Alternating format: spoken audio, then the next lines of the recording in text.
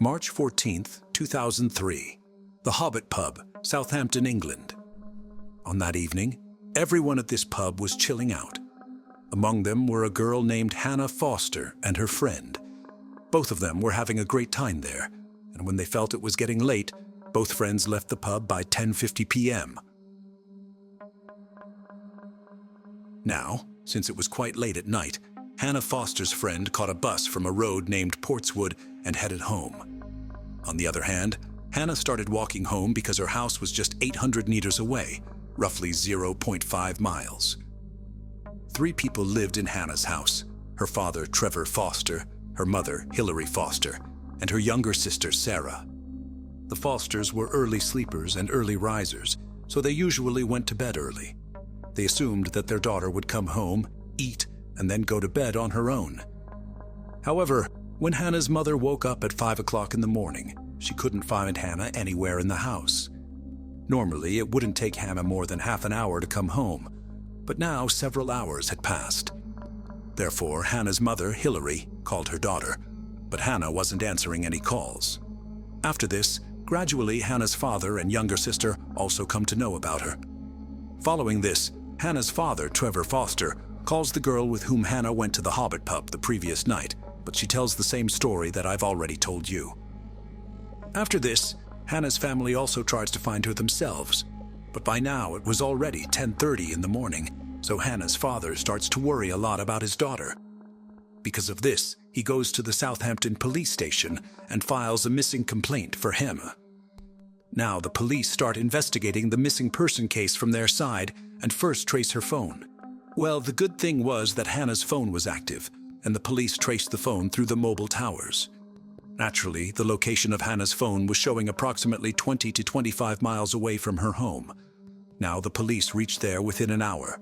Where the police found Hannah's phone was the city's recycling center, and along with the phone, they also found Hannah's bag there, but Hannah was not found. On March 15th, Hannah is also extensively searched for, but her whereabouts are not found. As they continue the search, March 16th arrives, and Southampton police receive a call from an anonymous man from the outskirts of the city. He informs them that he has just seen a girl's body in the bushes. A police team is dispatched to the location provided by the man. Since the previous day, the police had been searching for Hannah Foster, and they also had her picture. Therefore, the police first compare Hannah's picture with the discovered dead body, and they believe it to be Hannah Foster's. Subsequently, Hannah's family is also summoned, and upon seeing a member of their family in this condition, they become quite emotional.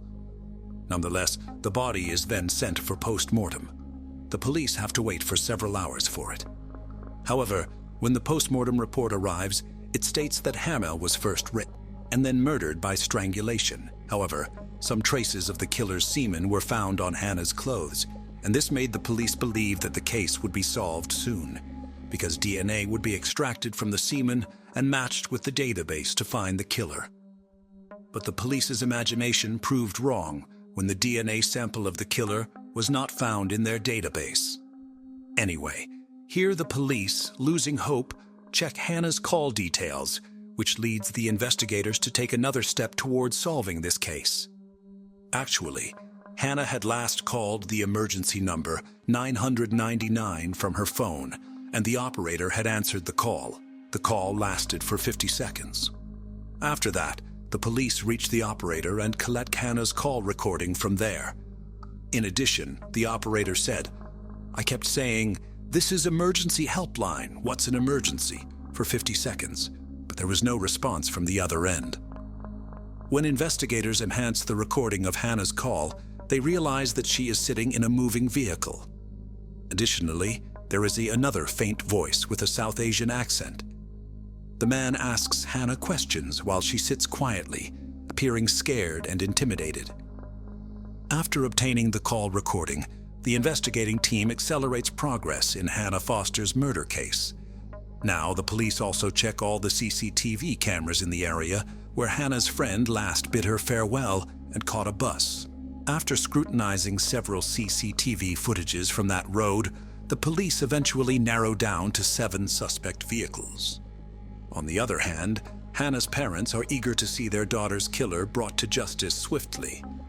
They now also discuss these 7 vehicles in public. In the meantime, on March 26th, Hannah's parents talked to people through a local crime TV show called Crime Watch about those cars. As a result, it emerged that one of the 7 suspect vehicles shown on TV was a van belonging to their company, Hazelwood Foods. The supervisor, James Dennis, called in and said that the driver of this van does not have his own vehicle, so he also uses this van to come and go from his home. Furthermore, that night, the driver had gone to deliver on this road. The time and location of the van were exactly where Hannah had started to walk home alone. After that, the police get a good lead for the first time in this case. But the man driving the van was named Maninder Pal Singh Kohli. Upon speaking to the company's supervisor, it was found that on the morning of March 15th, Maninder Pal came to work, but there were some marks on his face, whereas there were no marks on his face the previous day, that is on the 14th. Additionally, on March 15th, Maninder only worked half a day and then took half a day off, citing a back pain reason. However, it was only later discovered by the police that Maninder hadn't returned to work since that day. Now, hearing the whole story, investigating officers along with forensic experts arrived at Hazelwood Company. Subsequently, the van driven by Maninder was thoroughly examined by forensic experts, and some traces of semen and blood were found in his vehicle as well. With all this evidence, such as Maninder Pal's disappearance, finding semen and blood in his van, they were pointing fingers directly at him for Hannah's murder. However, apart from this, the police once again scrutinized Maninder Pal's van through CCTV cameras, and it becomes clear from the CCTV footage that Maninder Pal had taken his van to the recycling center on the night of March 14th, and where Hannah's body was found, his van had also passed through that road. Maninder Pal had now become the prime suspect for the police. Therefore, the police now embark on the search for Maninder Pal, and first they go to his home address, obtained from the sandwich company where he used to work. There, Maninder Pal's wife and 2 children used to live, and his wife was a citizen of the UK. But upon reaching there, the police learn something that completely changes the course of the case. In fact, Maninder's wife reveals that he had actually left for India on March 18th because Maninder's mother was very ill. After learning this, it was imperative for the Southampton police to apprehend Maninder Pal in the Hannah Foster murder case, but it was equally challenging. And then, amidst all this, when a blood sample is taken from one of Maninder Pal's sons and the DNA is extracted from it, it matches the DNA found on Hannah's clothes and inside Maninder Pal's van. Now, because a son inherits about half of his father's genes, therefore, the DNA of both the father and son is approximately 99.99% identical. It had already been confirmed that Maninder Pal was indeed the real culprit. After that, the police from England contacts India through the government. Now, since Maninder Pal's ancestral home was in the city of Chandigarh in India, assistance is sought from the police there. Subsequently, the Chandigarh police obtained the address of Maninder's house and reached there.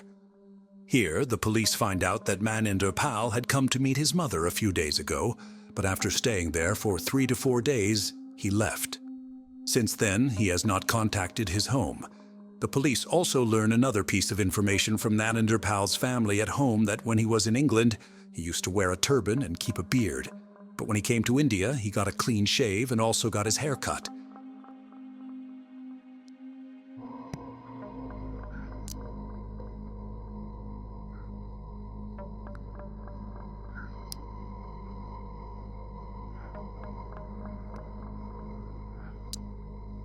Until now, Hannah's parents had also found out about their daughter's killer, and they were also waiting for him to be caught. But now, the Chandigarh police was not giving this case much priority. By this time, the news of this case had not even appeared in the Indian media, so normal people didn't know much about it. As time passed slowly, there was not much progress in the investigation. A considerable amount of time had passed, so Hannah's parents took it upon themselves to catch the killer. Then, about 15 months after their daughter's death on July 10, 2004, they come to India. At this time, They were only in India for 10 days. After that, they come straight to Chandigarh and speak to the local media there, appealing to catch their daughter's killer, Maninder Pal. Apart from this, Hannah's parents had separate pictures of Maninder. In one photo, he had a beard and a turban, while in another photo, he had shaved his beard and cut his hair. It was easy to identify Maninder through these pictures. After this, Hannah's parents waited for a few days. But then they decided to go to Delhi because there are national and international media offices. I made a promise that we wouldn't rest until Hannah's killer was brought together. After this step by Hannah's parents, the news of their daughter's murder spread throughout India within 24 hours. The headline of every newspaper and news channel became Hannah Foster and Maninder Pal. Here, Hannah's parents also arranged a free hotline so that anyone who knew about the murderer could call this number. The Southampton police here announced through a news agency called The Sun that they would give 5 million Indian rupees to the person who provides any information about Maninder Pal. By now, this news had spread like wildfire throughout India. Then, on July 15, 2004, a car driver residing in the city of Darjeeling, in the state of West Bengal, India, called a retired police officer whom he knew. Now this police officer had already retired. The driver called the officer and told him, "There is a man who has been living here for a few months, and his appearance resembles that of Hannah Foster's killer, as shown in the news. He started appearing here shortly after Hannah's murder." Upon hearing the driver's words, the retired officer immediately sets out to see this man. The officer remembered Maninder Pal's face because they were following this case through the news channel. Afterwards, when that driver showed the police officer the man, the officer was quite surprised. Then he immediately contacted the local police, and the local police caught Maninder Pal in the bus, going from Kalimpong town to Nepal. Here the police find out that Maninder Pal was planning to flee to Nepal after seeing his news on TV channels and newspapers. Besides, the police also find out that Maninder Pal had changed his name to Mike Davis in West Bengal. In addition to Maninder, there was also a woman on the bus, and then it was revealed that Maninder had remarried after coming to India. Now Maninder was arrested and brought to Delhi, and during the custody of a few days here, Maninder confessed to his crime. Then he told the whole story of how he murdered Hannah that night. The story was something like this. Actually, on the night of March 14th, 2003, Maninder was parked on that road drinking in his van where Hannah passed by. But when he saw Hannah, bad thoughts started coming to his mind. Afterwards, he forcibly kidnapped Hannah and placed her in the van. Although there, Hannah requested to be released from Maninder, but Maninder paid no heed to her requests. In the meantime, Hannah also called the emergency helpline number, but due to Maninder's presence, she couldn't say anything. This led the call operator to believe it might be a missed dial. Later, Maninder takes Hannah to a deserted area and rapes her. However, after committing the crime, he realizes that if he lets Hannah go alive, she will go to the police and file a complaint. Therefore, Maninder strangles her to death. Then he disposes of Hannah's body where it was found. On March 15th, the next day, Maninder takes half a day off from work under the pretext of a back pain. But he had Hannah's mobile phone and handbag with him, so he dumps them in a recycling bin at the city recycling center. Afterwards, he goes to one of his friends and asks for some money on loan because he had to go to India to meet his sick mother. However, his friend doesn't have as much money as Maninder needed. Then Maninder comes back home and also tells his British wife that his mother is sick in India and he needs to go there and requires some money. Understanding Maninder's need, his wife talks to her father, and on March 17th, Maninder's father-in-law lends him some money. The very next day, Maninder catches a flight to India. However, the excuse of his mother being sick was just a pretext. In reality, Maninder had come to India to escape from the England police. Upon arriving in India, Maninder goes to Chandigarh, his ancestral home, meets his mother, but here he completely changes his appearance. After changing his appearance, Maninder goes to Darjeeling, and after some time he changes his name and marries another woman there, where he starts living thereafter. Now, because neither anyone in India knew about Hannah Foster's murder nor about Maninder Pal, Maninder wasn't caught for 15 months. But then, when Hannah's parents come to India, only then is Maninder caught. Anyway, after that, Maninder is brought to Delhi, and then on July 28, 2004, giving an interview to a news channel, he confessed his crime on TV. Hannah Foster. Let's cross the road. I was coming up of the makeup up. My van left parked on that little road that she's walking. Just the quite loud. I like you know, on that road, and let's go how to go. And then I stopped right away to But upon the whole incident, while confessing, Maninder denies and says, "That night I had drunk a lot. I didn't want to kill Hannah, but when I mocked her, then Hannah started threatening to complain to the police. Although I threatened her a lot, but she didn't agree, which led me to kill her. I wrote walking alone that night. But then my mother is very ill in India. I want to work with the as well. It is very, very bad upon me, that her, that I was totally black. That might heal on my hand was, and I done that going." However, in August 2004, Maninder Pal changed his statement. He said, "I didn't do all this willingly, but it was done to me forcibly." After this statement, Maninder was placed under judicial custody in Delhi, and then the process of extradition to Britain begins. This process takes about 3 years, but finally on June 8, 2007, the court granted permission for Maninder Pal to go to England. Once in England, Hampshire police arrest Maninder. Then Maninder's blood sample is taken, and it matches 100% with the DNA found from Hannah's clothes and semen obtained from the van. After that, from December 10, 2007, the trial begins in the Winchester Crown Court. Here, Maninder appeals not guilty to all the charges against him. Maninder said, "That night, some criminals broke the window of the van and threw Hannah's body inside the van. Now, because they was drunk to trap me, those criminals forced me to rip Hannah, and they may even force to kill her." Even in court, Haslewood Foods Company supervisor James Dennis testified, but Maninder said, "I borrowed 16,000 euros from James, and he is also under the misconception that I am having an affair with his wife. That's why James is targeting me." Maninder also said, "Maybe James hired those 3 men to frame me and forced me to commit this crime on the night of March 14th. But in the end, when the police investigated Maninder Pal's all statements, it all turned out to be lies. And finally, on November 25, 2008, all the allegations against Maninder Pal were proven. After that, he was sentenced to life imprisonment. Now he will be imprisoned without parole for at least 24 years. At the time of sentencing, he was 41 years old, and he will remain in jail until 2030.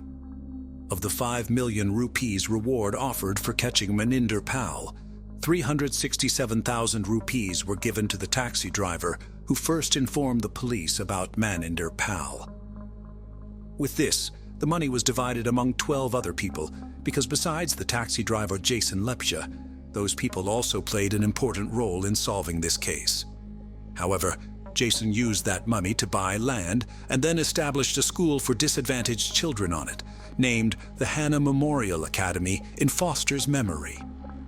Then, in 2006, when Hannah's parents visited Darjeeling and learned about this, they were very pleased. When these people returned to England, Hannah's parents started a registered charity to help Jason along with other people. This now greatly helps Jason Lepcha's school. So friends, this was the complete story of the Hannah Foster murder case.